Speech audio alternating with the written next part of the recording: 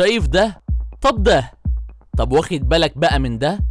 اهو ده كان العادي بالنسبة لمانشستر يونايتد، لكن تقريبا في فيروس ضرب سوفت وير النادي خلاه بالشكل ده.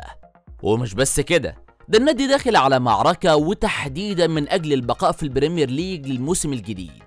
ايوه بالظبط كده زي ما انت قلت، مانشستر يونايتد داخل في دوامة الصراع على الهبوط.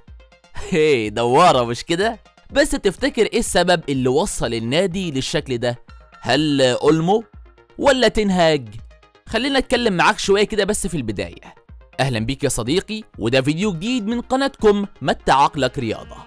بعد خسارة مانشستر يونايتد امبارح من نيوكاسل بثنائية في المباراة اللي كانت كمان في ملعب اولد ترافورد في الجولة 19 من البريمير ليج، كانت دي الخسارة التاسعة والثالثة على التوالي بعد ويلفرهامبتون 2-0 وبيرنموث 3-0.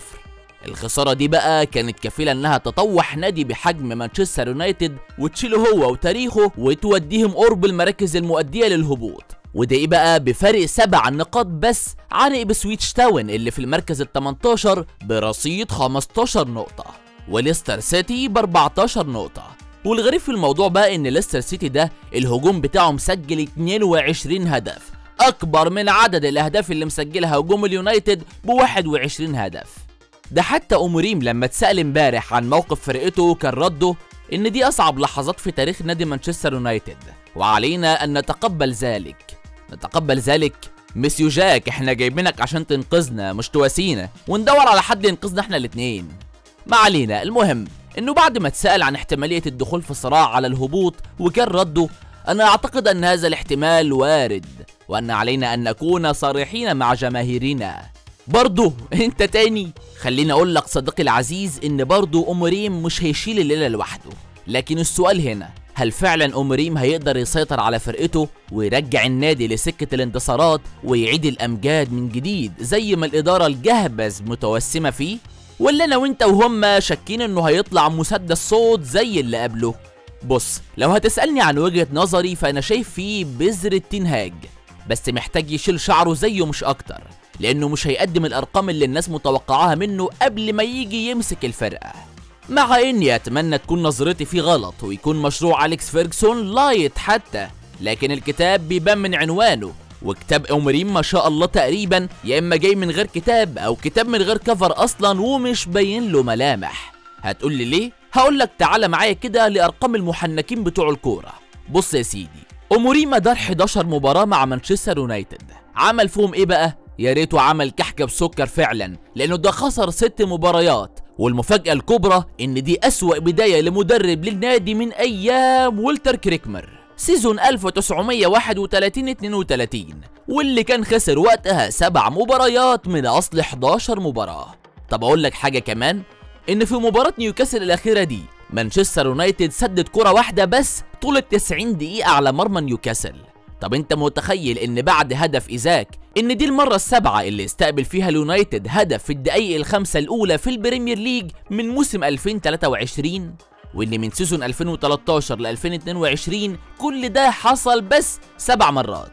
طب ازيدك من الشعر بيت، تعرف ان شهر ديسمبر 2024 خسر اليونايتد 6 مباريات في كل المسابقات اللي شارك فيها، وده الشهر الثالث بس في تاريخ النادي اللي يخسر فيه اليونايتد برضه 6 مباريات بعد شهر ابريل 1936 وسبتمبر 1930. طب خد المعلومة دي كمان، ان ديسمبر ده استقبل اليونايتد فيه 18 هدف، وهو اكبر عدد للاهداف بيستقبلها النادي منذ مارس عام 1964. 18 هدف برضه. اقول لك كمان حاجة صغيرة علشان الناس اللي بتمل من الارقام ما تسيبناش وتمشي، ان مانشستر يونايتد انهى ترتيبه في البريمير ليج السنة دي في 2024 في المركز ال 14، وده ادنى مركز للنادي في تاريخه من سيزون 1989، بس وقتها كان المركز ال 15، وفي نهاية سيزون البريمير ليج وقتها احتل النادي المركز ال 13 في الترتيب النهائي للجدول. ها يا عزيزي المشجع لليونايتد، هل انت متفائل؟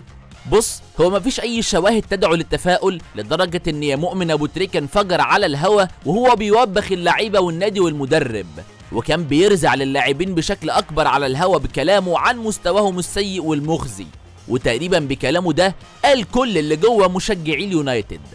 بس السؤال هنا، هل إدارة مانشستر يونايتد عاوزة توصل لإيه مع النادي؟ ها قلت إيه؟ قلت بسيطة، تصرف على اللعيبة صح. أحب أقول لك إن آخر 10 سنين لغاية 2022 كان مانشستر يونايتد أعلى نادي في العالم من حيث صافي الإنفاق، يعني اشترى بكذا وباع بكذا، وفي الآخر لقى نفسه دفع كذا اللي هو كان بقى 903 مليون يورو. وفي المرتبة الثانية مانشستر سيتي 826 مليون يورو، ثم باريس سان جيرمان 790 مليون يورو. طب في سنة 2023 ما صرفش؟ لا صرف، بس كان ترتيبه السابع، كان صرف في موسم الانتقالات حوالي 207 مليون يورو، وكان في المركز السابع بعد تشيلسي اللي في المركز الأول ب 464 مليون يورو، والهلال السعودي 354 مليون يورو، وباريس سان جيرمان 349 مليون يورو. طب سنة 2024 ايه اللي حصل فيها برضه؟ صرف مبالغ ضخمة جدا حوالي 215 مليون يورو، وكان في المركز الثالث بعد تشيلسي ب 261 مليون يورو، والمركز الثاني كان برايتون ب 230 مليون يورو. إذا المشكلة مش في الإنفاق أبدا، بس أكيد الإنفاق كان غلط بدليل الوضع اللي وصل للنادي دلوقتي. أكيد في مشاكل كتيرة جدا بين اللاعبين، ولازم أمريم يوجد لها حل، يا إما طريقه للهبوط هيكون مسألة وقت. وهنا عزيزي المتابع الجامد اللي مفيش منك اتنين، أنا بشكرك إنك وصلت معايا في الفيديو للحظة دي، وعاوزك تقولي رأيك برضه في إدارة نادي مانشستر يونايتد، وهل بالفعل أموريم هيقدر يسيطر على اللعيبة وهيرجع النادي لعهده الذهبي، ولا هو اللي هيخلينا نرجع من اللي احنا بنشوفه ده؟ وبس كده يا صديقي، أقابلك في فيديو جديد.